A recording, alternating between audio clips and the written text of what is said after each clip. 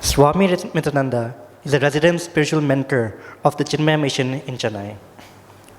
Swamiji is a visionary leader, an inspiring tutor, daring adventurer, vibrant speaker, creative writer, vigilant administrator, and a mentor for many youngsters across the world, including myself. Blessed to be under the lineage of Puja Gurudev since his childhood, Swamiji himself has been active in Chinmaya Yuva Kendra, and later on took on the role of being the National Director of the All India Chinmaya Yuva Kendra to mastermind many nationwide projects such as Youth Empowerment Program, Awakening Indians to India, Transforming Indians to Transform India. On completing his graduation in English literature, Swamiji took to his inner calling and joined the Sandipane Sadhanalaya in Mumbai in the year 1989 and was initiated by Swami Chinmayananda himself as Brahmachari Swabodh Chaitanya in May 1991, after which he was posted and has served in a few centers across Tamil Nadu. He was later initiated to the Holy Order of Sannyasa by Pujya Swami Chinmayananda in the year 1999 and was named Swami Mitrananda. His unmatchable energy and enterprise attracts youth from all over the world to engage in dynamic spirituality. He is a master who speaks the language of the youth, introducing the lofty ideas of Hinduism and spirituality through travel, adventure activities, and theater, to name a few. Each project undertaken by Swamiji has been a dynamic blend of innovation and creativity, with the eternal values of Sanatana Dharma at their core. Thank you. Hari Om. Thank you. Samasta jana kalyane niratham karunamayam namami chinmayam devam sadgurum brahmavitvaram.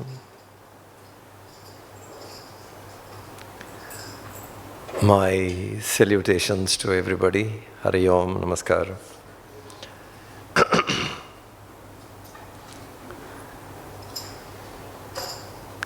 I'm not going to say anything new, okay?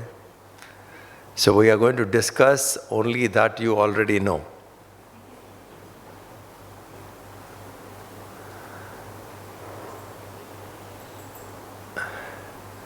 One of the most important aspect in a spiritual seeker is the seeker has to expand.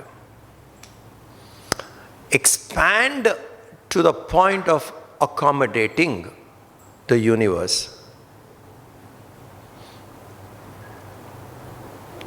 The expansion should be that you are not in the universe. I'm not talking about Earth. I'm not talking about Jakarta, okay? I'm not talking about Earth. I'm talking about universe. You are not in this universe. Universe is in you. Now, this is the point. The expansion of realizing Godhood would be, this entire universe is in me. Not that I am in the universe. The universe is in me. Now, to expand here, to go there, is what we have to attempt. The very thought of what I just told you would be like, enough now, okay? I don't think anything of this is possible. What are you talking? I'm not able to expand beyond my family. And you are saying expand and the universe is in you. That's the statement of truth. We should get there. But there must be some starting point which can eventually lead us there. So what could be the starting point? Daily prayer is the starting point. I'm telling you, you pray probably for 10 minutes with utmost sincerity, And this can lead you there. 10 minutes with utmost sincerity daily. Because this expansion in us has to happen. So the first prayer, pray for yourself. When you are in front of the Lord, ask the Lord, give me dharma, artha, kama, moksha. Give me jnana, bhakti, vairagya. This is the prayer we should have for ourselves. Don't pray to the Lord, my health is bad, Lord, give me good health. Don't ask. For you, don't ask anything like that. Saying, Lord, give me bala buddhi vidya. Give me ability to live dharma, artha, kama, moksha. Give me jnana, bhakti, vairagya, any of these.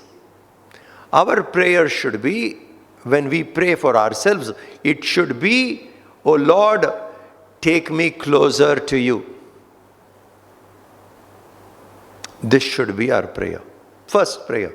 So to sit there in front of Him and to pray this particular prayer, what I said, may not take more than a minute.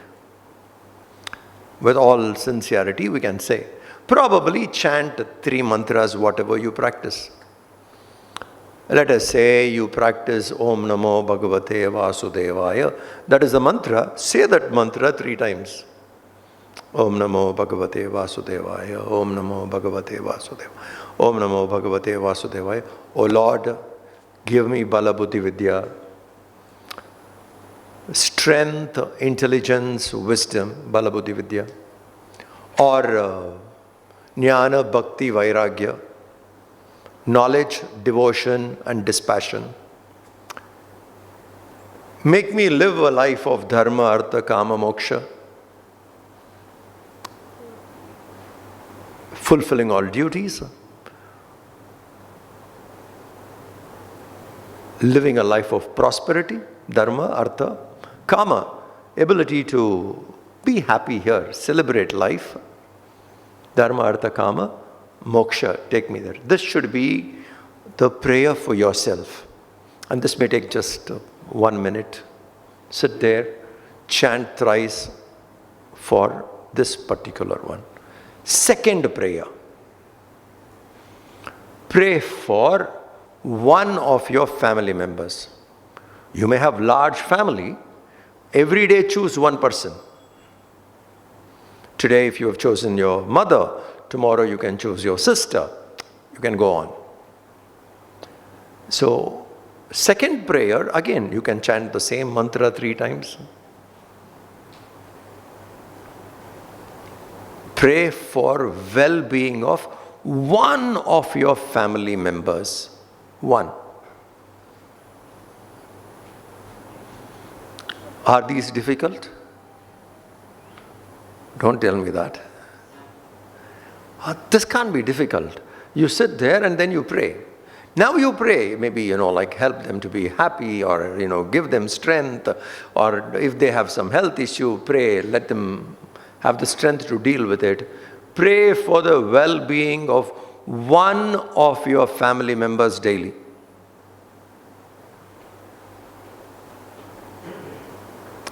Third prayer. Pray for the people who defend you. Army,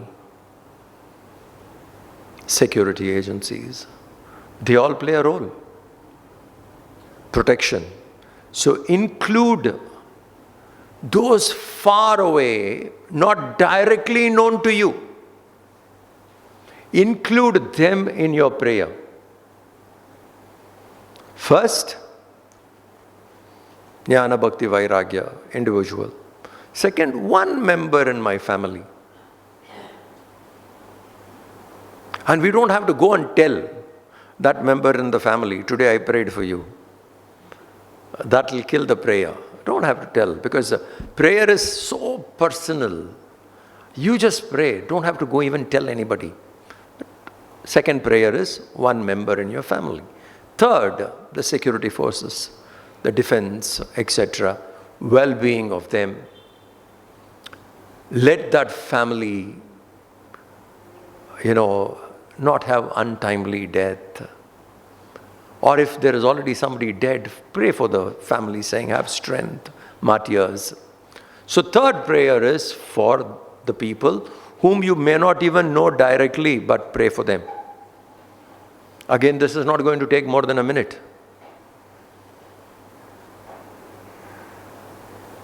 Think. Fourth prayer is a kind of a gratitude to the people who have inspired us, who has taught us something, from whom we have learnt.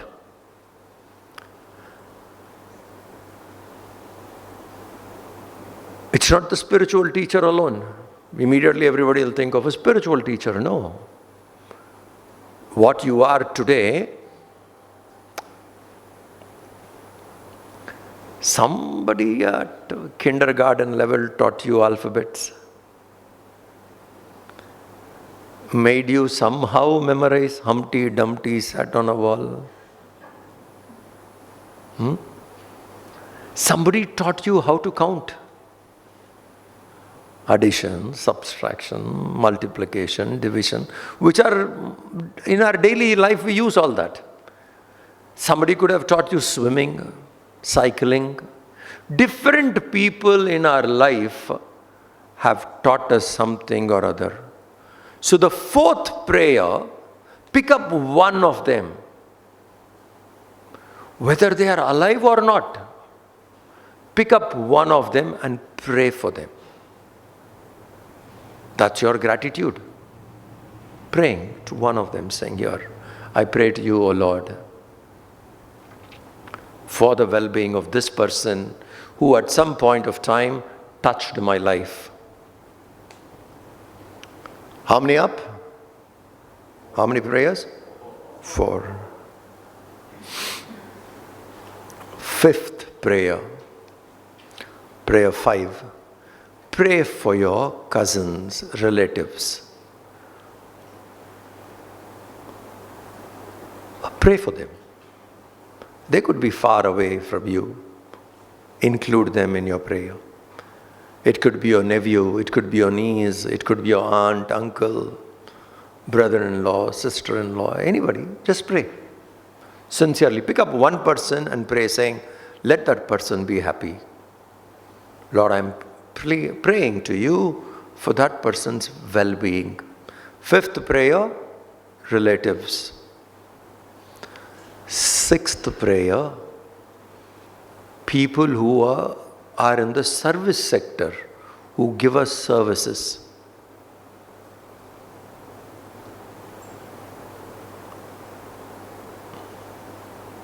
Your helpers. It could be someone who keeps the road clean. How many people we must have received help from? How many people would have served us? And guide your children also to do this, your grandchildren also to do this. Why? Because the grandchild at that early age has to understand that I need to pray for these people who has given me service. It could be the person who's cleaning the toilets in the school. Someday, in your prayer, include them. So every day, remember somebody who has served you. We have received service. Include them in your daily prayer. 6th, 7th, for your friends, which includes animals and birds, plants and mountains and trees, rivers, nature, prakriti. Pray. These 7 prayers, if we do daily, it may not take more than, it can't take 10 minutes, it will take 5-6 minutes. But start doing it regularly. This is your world. This is your little loka. Loka means world. a realm of experience. This is your loka. For the people living in your loka, you pray, Loka samasta sukhino bhavantu. Let the people living in this loka of mine, let them all be happy. This way, especially every day, choose one person and pray. You know what will happen? It will make us expand.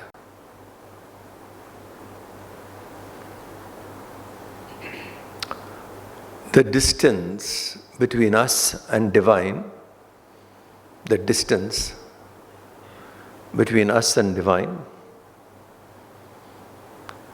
don't say there is no distance, the Lord is within.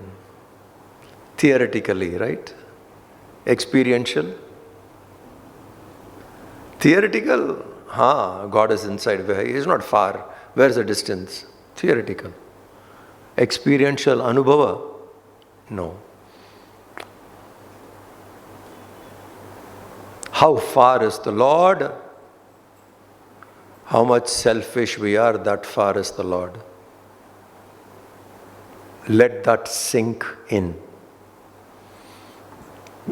What is the distance between us and the Lord? How far is divinity from us? How selfish we are? That far is the Lord. Selfishness dissolves, divinity gets closer. These 7 prayers will dissolve selfishness. We get closer to divine. This is all, the distance between us and God. How much of swarth, selfishness we have? Swarth, that far is the Lord. So in our prayer, if we can do this regularly, this swarth, selfishness, slowly will dissolve. We get closer to divine.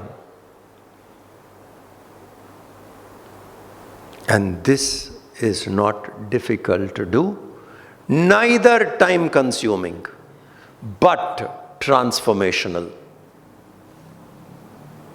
Not difficult, nor does it take elaborate time. But with that intensity, with the earnestness, when we do this for those few minutes daily, great transformational. Because one of the biggest obstacles is the selfishness, and we are dissolving it.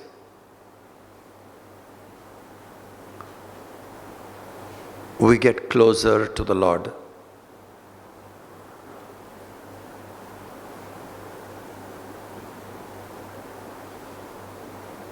So this we should do, and teach your children and grandchildren also to do this, wherein you have guided them to be friendly to the nature. Rivers and mountains, plants and trees are your friends. Take care. The people who offer service, we think just paying the money is done. But that is okay. But when you pray, you are expanding. Include them, part of your prayer. They may be grateful to you, they may not be grateful to you, doesn't matter. They are not grateful, so I will not include. No, I am falling in down. I'll say they may not be grateful, doesn't matter, but I'll include them in my prayer. You are growing, you are expanding. Simple, but very transformational. We can quickly see the change. Otherwise, every time we say, Loka samasta sukhino bhavantu, let there be peace, peace, peace for the whole world. We are just uttering, we don't even mean it. Because that's too abstract, even to comprehend. Sarve bhavantu sukhinaha. Look at the line. Sarve, everybody. Bhavantu, maybe sukhinaha, happy. We don't mean it. It's just a utterance. We don't even know, because to mean that you have to feel it. This what we do, small levels, step by step, this will lead us there. This will give us that ability. Quietly, silently do it.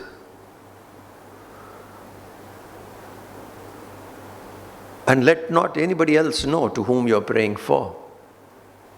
Just pray. This will expand. Because all that which is selfish, we are dissolving. When selfishness gets dissolved, we are expanding.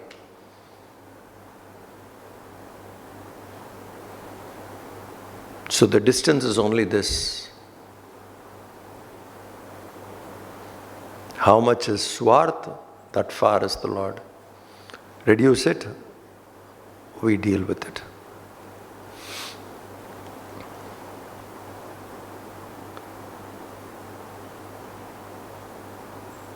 Consistently, daily. And it doesn't matter if you have not done it in the morning. It all needs a few minutes of sitting quietly somewhere. Any time in the day. Morning if you do, well and good. If you, let us say, it missed your mind or something, sit quietly sometime in the day, but do it for 7. Every day. Simple, but very deep transformational. It's like we have decoded a very profound statement and brought it into practical way of doing.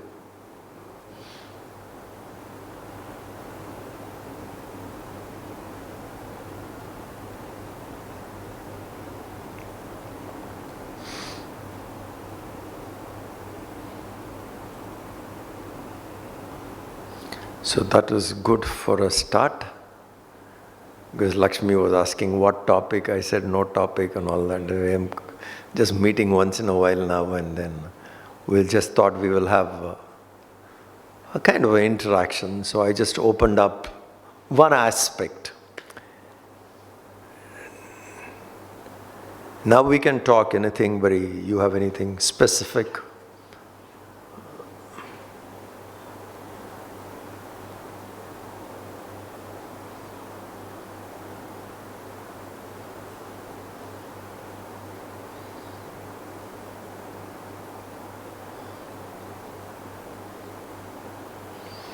As you frame your question, another important thing you have to keep in mind is, what is that sadhana you are comfortable with? You must recognize that. Please understand, this is important again. We sometimes do sadhana which we are not comfortable with. And we try our hard and hard and hard, which I am not comfortable with. And I try, nothing will happen. End of it, there will be despair. They'll be like, not for me, drop it. I don't think so. Maybe next birth. We give up because we are choosing a sadhana which is not comfortable to me. Like, please remember, a kid studying in 2nd standard should learn and do only what is comfortable at 2nd standard. You are taking 8th standard and say, now do it in 2nd standard. How? So you must understand what sadhana you are comfortable with. In that you go deeper. That will lead you.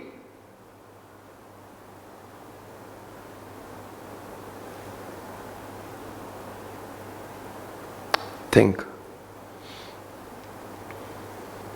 For some people, few, meditation is very comfortable. I'm not saying breathing exercises, pranayama, etc. They are techniques. You regulate the breath to that is more at the physiological level. You do it, and by making control of the breath, you're quietening the mind. But that's not a solution. Because you can't be always in pranayama. So when you're not in pranayama, the mind comes back again. So meditation actually means being silent. The flow of thoughts have to be reduced. Sit quietly. Not all can do that. And we think this is the sadhana I should do. And I try doing it again and again. As a result, after some time, I feel your opinion about yourself changes, self-worth disappears. You feel, no, this is not to me. And in your friend circle, somebody boasts, I was sitting for 2 hours still.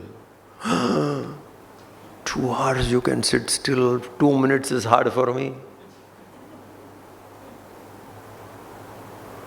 So that is meant for few people. For some it could be japa. Second level sadhana. If you are comfortable doing japa, do that.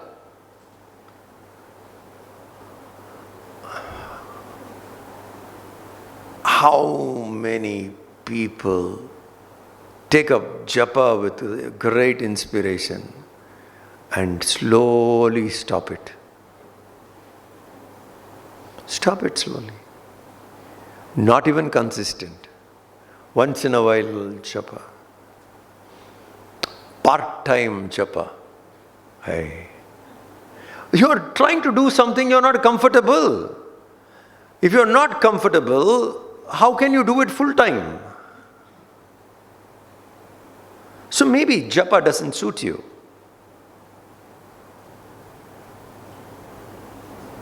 Probably dedicating your actions to the Lord.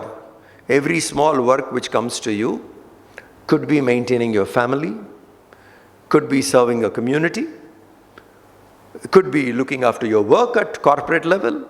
Whatever responsibilities which has come to you, dedicate it to the Lord. Saying, oh Lord, this I offer as my prayer to you. Maybe if you're comfortable with that, then do that regularly. Choose that sadhana which you are comfortable with. If this is also difficult, no, I don't think so. My actions are such I cannot dedicate. Then try and practice being detached to the fruit of action. I am doing my best, the rest is your will. Let me practice this. I'll try and give my best. Outcome, the result, the consequences in your hands, not mine. Karturagnaya prapyate phalam, karma kim pharam, karma kim phalam. Think. Ramana Maharshi says, Karturagnaya, ordered by him, agnya, by his order, prapyate phalam, we get the fruits. Karma kim param, how can action be superior then? So understanding that, you say, oh Lord, I do my best, what comes is your will. So choose that sadhana you are absolutely comfortable. Master it. Mastering that particular sadhana you are absolutely comfortable with will lead you to the next sadhana. If I am not mastered this, I am not comfortable, I try something else, then there is delay in our progress. Think. So you have to sit quietly, analyze. These 4 what I told you are from 12th chapter Bhagavad Gita. Detached to the fruit of action, dedicating the action, japa, meditation. Krishna speaks 4 types of sadhanas in chapter 12. So choose which is comfortable. In that, go deep, deep, deep, deep. You will enjoy doing that sadhana and it will take you to deeper, it will make you perfect. then I can shift to the next rung. If I'm not doing this, we don't go further. These are some of the reasons. After a long struggle of spiritual practices, we are not seeing progress.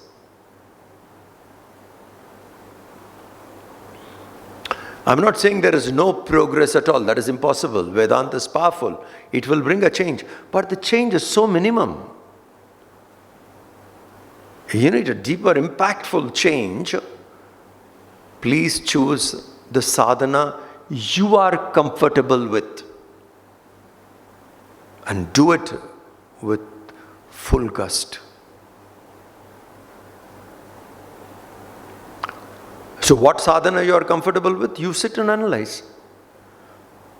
It's not for someone else to tell. It's not even to clarify from somebody.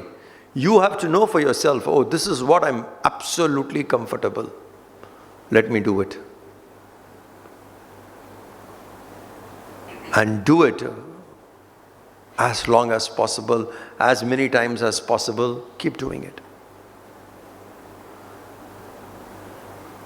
So this is again another important aspect we need to recognize. Which sadhana I am comfortable, which indicates my level of evolution. At my level of evolution, this is the best sadhana I can do. Choose that.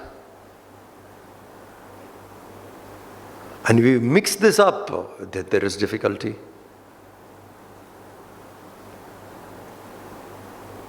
So this is again very important. Like 7 levels of prayer, individual to 7 types. Sadhana also, what you are comfortable with, please choose that. We can see results coming. We can see change in us. We can see growth in us.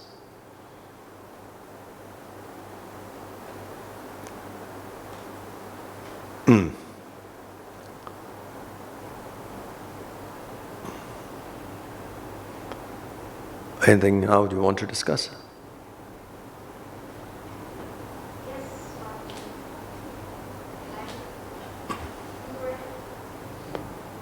You were saying about selfishness. Sometimes you cannot even see the selfishness. It's the intentions and the motive behind it. It might move mind. But you said that such a thing like Swati, if that is lessened or reduced, that will bring you closer to divinity. Yeah. See, this is a personal growth. It's a personal evolution. The people in the world would be of different kinds and they will respond differently. For my growth, what should I do? If I should not miss the bus, I must somehow board the bus, which takes me to that. So I should not miss the bus. Because how the people in that world are, because of them I cannot miss the bus. I need to board the bus. For that I must practice selfless. Because the people around me are all kinds of people and they are not even interested in the bus. And because of them, if I miss the bus, I miss an opportunity. So it doesn't matter how the people in the world are. I must know to sail through it. So selfishness is a big obstacle. That's the actual distance. If that can keep coming down,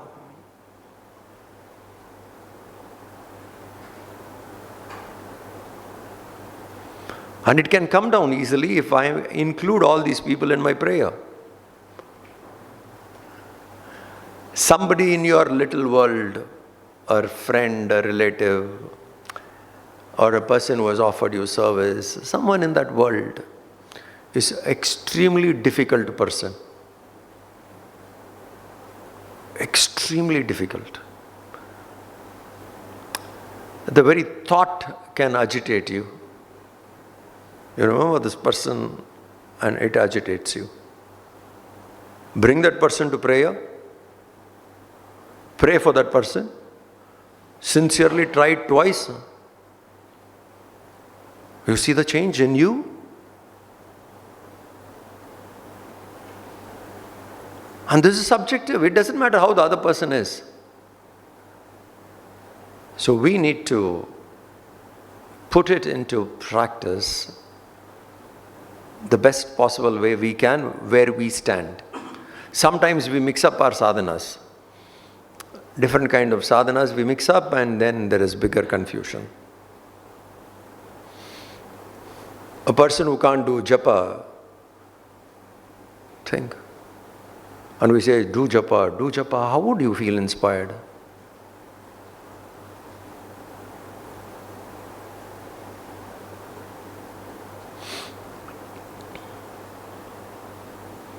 And meditation is even more difficult. There's a craze for it, of course, around the world, meditation.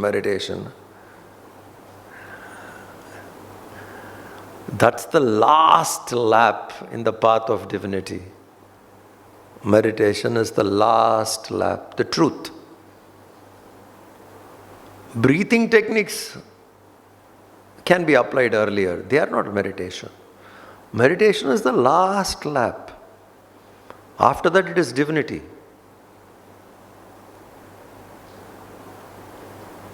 So the last lap, the beginner takes it up. How do I find the results? So choose what you are absolutely comfortable and do that.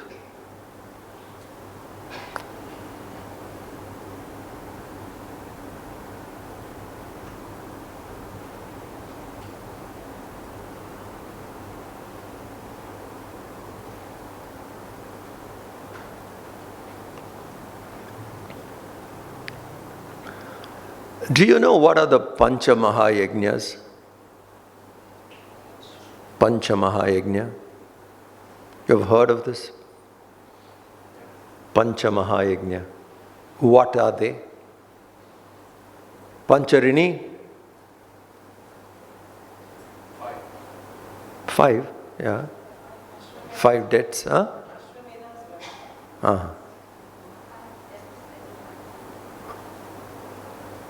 Simple. This is also daily sadhana. Manushya Yajna. Service to mankind. Humans. Manushya Yajna. Second, Pitru Yajna. Pitru Paksha. Offering our prayers to the forefathers. They may have lived and gone. They could be in another form today. Your prayer reaches the jiva. Pray for them. You have no idea what they must have gone through. How many pandemics? How many lockdowns? How many wars? How many floods? How many famine? How many attacks? They survived, managed to keep their progeny on, and hand over samskaras, the values they believe in. Somehow they managed to give. Pray for them. Again, it is selfless. As a mark of gratitude, you're praying. If a ritual you do with water, etc., is fine. Even otherwise, if you are not doing it, in your prayer you should include them. And the gratitude is what they have handed over. You manage and maintain it well, and you hand over. Second is Pitru Yajna. First is Manushya Yajna. See how inclusive this is. Humans. Second, forefathers, Pitru. Third, Bhuta Yajna. Pancha Mahabhuta.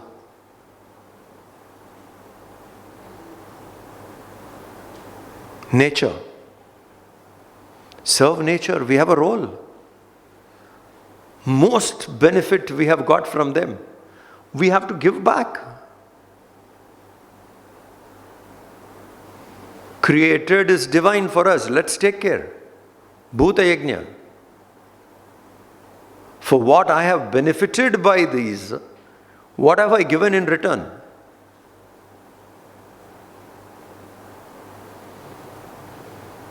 How do I give in return? Check your carbon footprints. How many trees do you plant? How much are you taking care of it?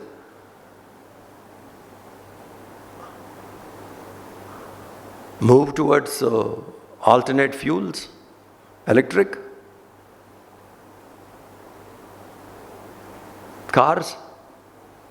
All these are like you are contributing back to the damage what we have done. Bhuta Yajna is this, taking care of nature, Pancha Mahabhutas, the 5 elements, the nature. Take care. That is our duty. These are the yajnas I'm saying. Manushya Yajna, Pitru Yajna, Bhuta Yajna, Rishi Yajna. Imagine what people have gone through to give us this knowledge or to keep this knowledge available for us today. What a long journey knowledge has traveled. Just imagine the long journey the knowledge has traveled. Think. Something which is 10,000, 12,000 years old, 12,000 years ago, is still available today and still practical, still applicable. How many people must have served to maintain it till today? What effort must have gone? And more so when our Vedas in the beginning were all done through verbal. Knowledge was descended from generation to another verbally. You say, other person listens. By listening, the person repeats. Memorized. Memory to memory. Generation after generation. The entire Vedas, lakhs of slokas. There was nothing written. So from there, that day to now, how much the knowledge has traveled. Rishi Yajna. And that knowledge has reached us. We must be grateful. How do I express my gratitude to the rishis? Because of whom I have benefited. Make sure that this knowledge, what you received, doesn't stop with you. You hand over to your generation. Your next generation, you hand over. Children, grandchildren, friends, hand over. That is gratitude. Rishi Yajna. 4th. Manushya, Pitru, Bhuta, Rishi, Deva Yajna. Invoke the divine. We are born here to become that. These are called 5 Mahayajnas, which we need to do daily. Can you see how complete these are? To which heritage we belong? Look at the way in which it is so simplified. 5 yajnas you perform daily. As your duty. 5 yajnas daily. What is it? Manushya yajna, serve somebody or other around you. Pitru yajna, be grateful. The tradition what they have given, make sure it goes to the next generation. Family values, etc. And pray for them. Because they at some point of time slogged for you. Don't forget. 3rd Bhuta, the world is important for us. The created is divine as the creator. Take care of it. Bhuta Yajna. See how holistic, how inclusive they are. Rishi Yajna. The journey of knowledge, how it reached us. Deva Yajna, your personal way going back to divine, to the root. From where I came, let me go back. We are supposed to do all 5 yajnas daily. How inclusive. Now, these things what we discussed today are not hard to do. Easily we can do every day. But you must have a check. Did I do the 5 yajnas today? Did I serve Manushya? Did I pray for my Pitrus? Did I do something to protect the earth, nature? And the rishis have given knowledge. Have I mastered it so that I can inspire somebody else? How am I inching towards the divine, Deva? These are so beautiful, simplified, best ways to do.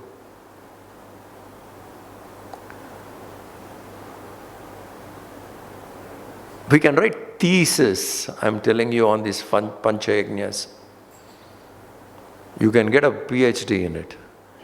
The world will know how inclusive this was. How it has come. The whole thing. 5 practices we have to practice and see what change it has.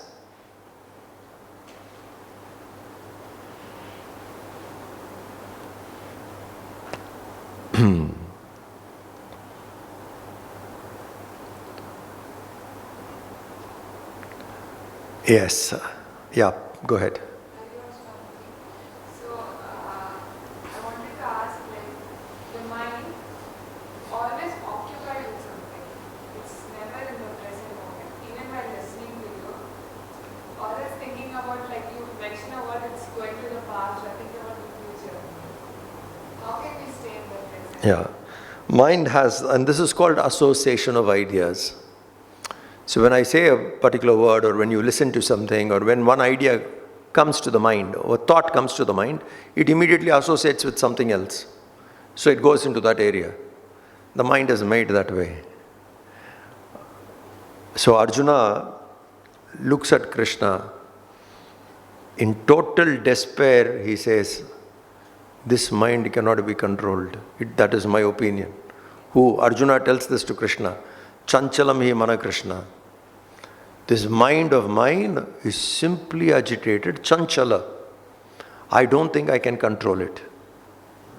Arjuna lifts his hands off saying, Krishna, you are talking about all this.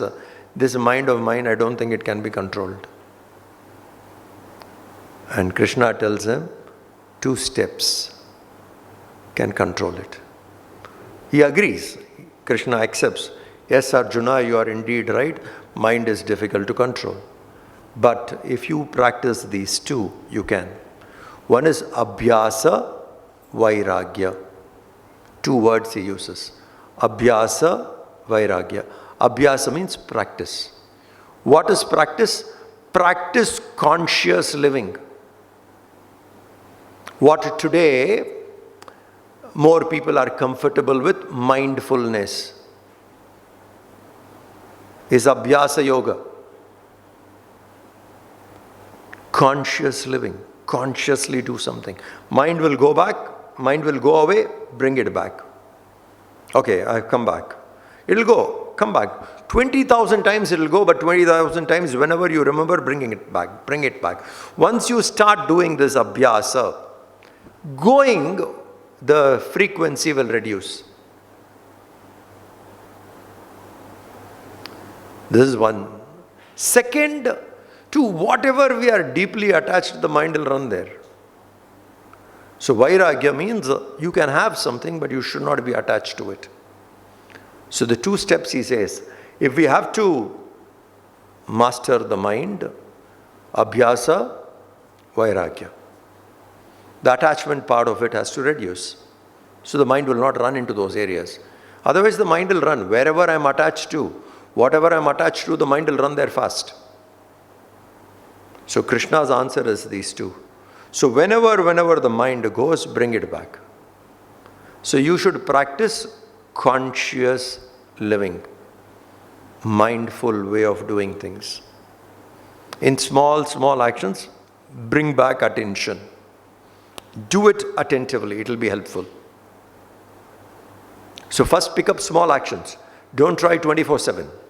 So you know how you should do it. This will help you. You know how you should do it. Choose half an hour in a day. 30 minutes. This 30 minutes, let us say 8 to 8:30,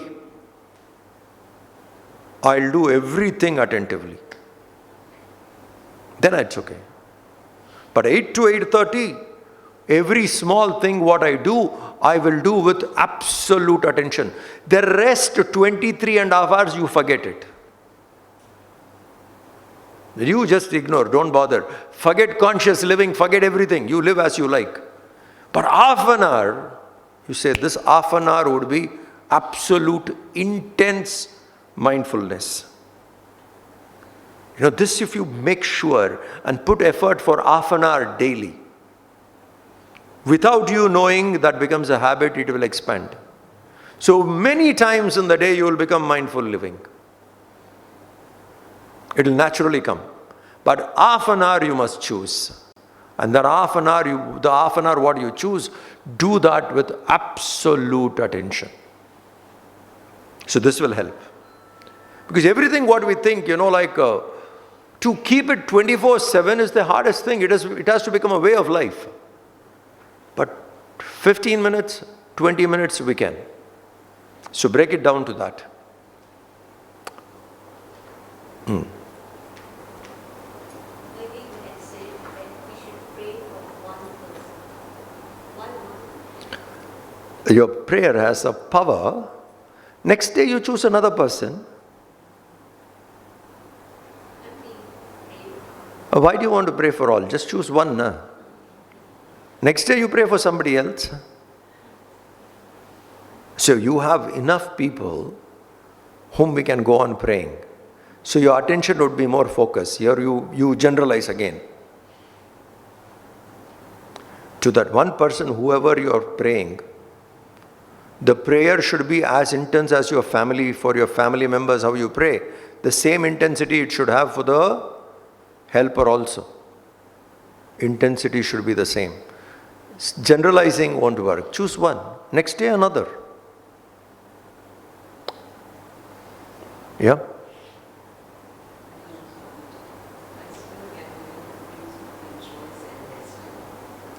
Choice and destiny. We have both. It's not one superior over another. Both are existing. There is destiny and there is free will.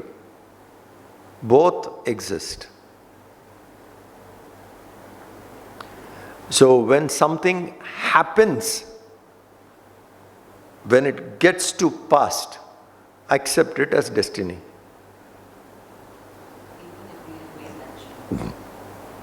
If when something happens, it has happened, it has come to past, then accept it as destiny. Till then, work on free will. In spite of your free will, if something happens, accept it, saying, yeah, this is destiny. We have both. Both are existing. And it's not one is powerful and one is less. We can use them both. But that is on action, response, how we do. And there is free will in responding to what has happened. There is free will to achieve something, and there is a free will to respond to destiny also. This is my destiny. How do I respond? I could respond with a smile. I could respond with absolute balance of mind. What I meet and how I meet. What I meet is destiny. How I meet is free will. What about the decision that you made during the week? Fine. So you're owning it, and if that has happened, then it has to be destiny only.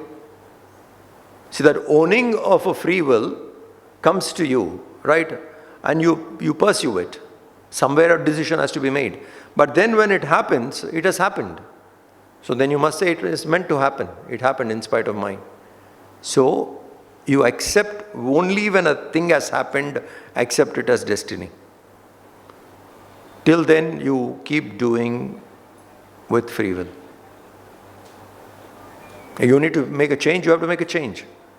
If I start accepting in this, what is destiny, and everything is destiny, then I will quietly retire without self-effort. And you and I are divine in nature. We have a great potential, and that will never be used. We will underplay our potential if we go by destiny alone. What if you know you're in the free will, you've made the wrong choice? Fine. I learned my lesson and I move on. What is there in learning a lesson? Future destiny. Present action is responsible for my future, right? So I made a wrong choice. The consequence will come. Let me deal. Because I made a wrong choice. So the destiny is going to be by that. But what is wrong in that? What is wrong in mistakes? You're taking a decision for a child, your own child, and you don't know what is the correct decision. Consult. See, what are the best way to take a decision? When you are in doubt, to talk to wise people, gauge pros and cons, and given with all this input, I am taking a decision. Oh Lord, I surrender this to you. You can't do more than this. Yeah. Whether it is right or not, what is the child's thing? In my wisdom, I need to take a call. I'm not sure. I discuss with wise people. Collectively, gauging everything, I take a call. And if that doesn't go, in spite of all that sincere effort, it doesn't go the way you want, what does that mean? Gracefully accept. I have tried my best. Gracefully accept. How you respond is your free will.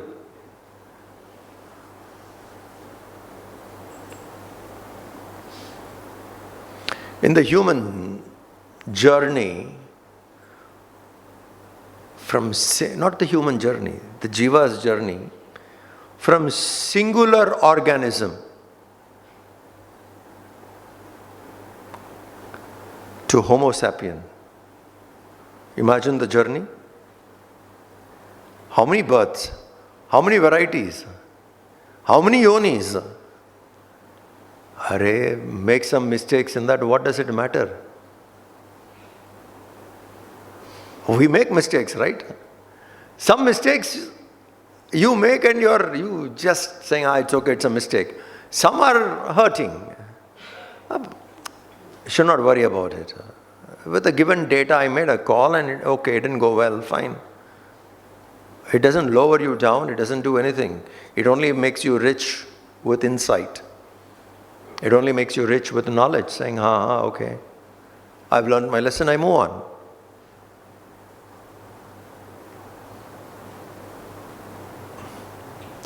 Why was duality made in the universe?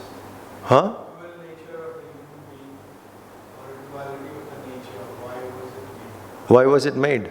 Who made it? Nature and the God. Huh? Yeah, I mean, I'm answering your question, so please tell me who made it? I don't know. You don't know who made it? There is evil and there is good. So there must be some source from which all this has come, correct? Someone must have made it. Certainly I did not make it. I know, but why was it made? Go ask that person who made it. I'm very honest answer I'm saying. You must ask that person who made it. Bhagavad Gita will teach you how to reach him. Upanishads will teach you how to reach him. When you reach there, if you still exist, ask that question. On reaching, if you dissolve, you know the answer. A salt doll decided to measure the ocean. and jumps into the ocean to measure, what happens to the salt doll while measuring?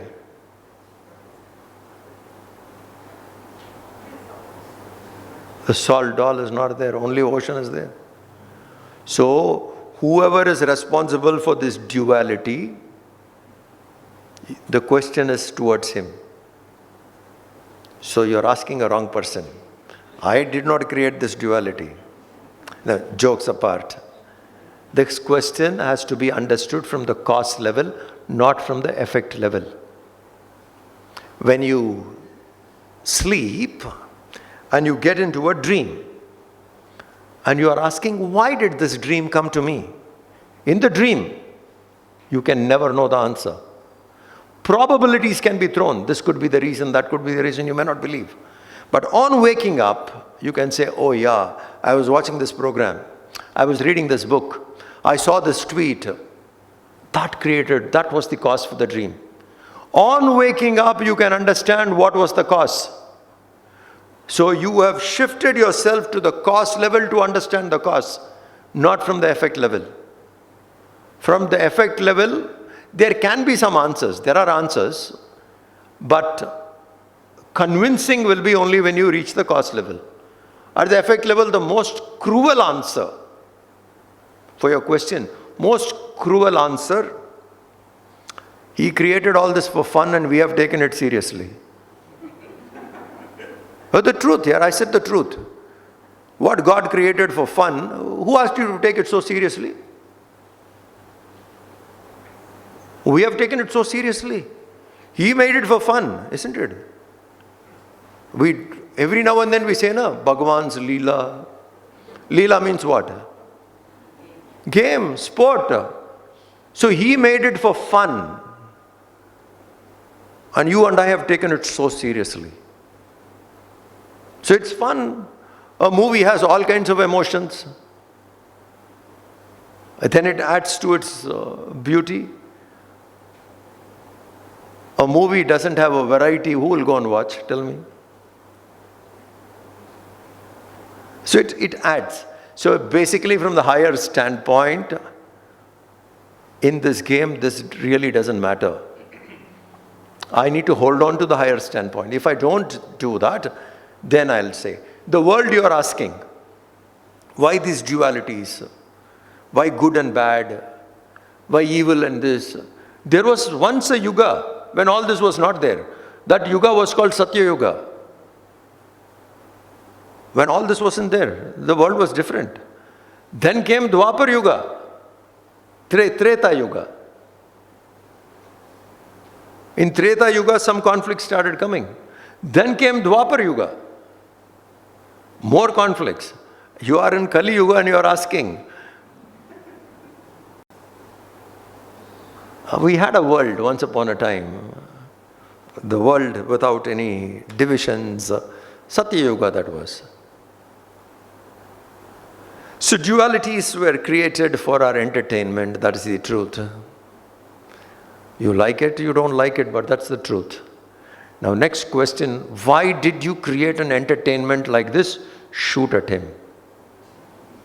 And if you manage to be there without dissolving like a salt doll, then the question can be answered. Okay. Om Shanti Shanti Shanti Harihi Om Sri Gurubhyo Namaha Harihi Om. Thank you very much. Nice talking to you.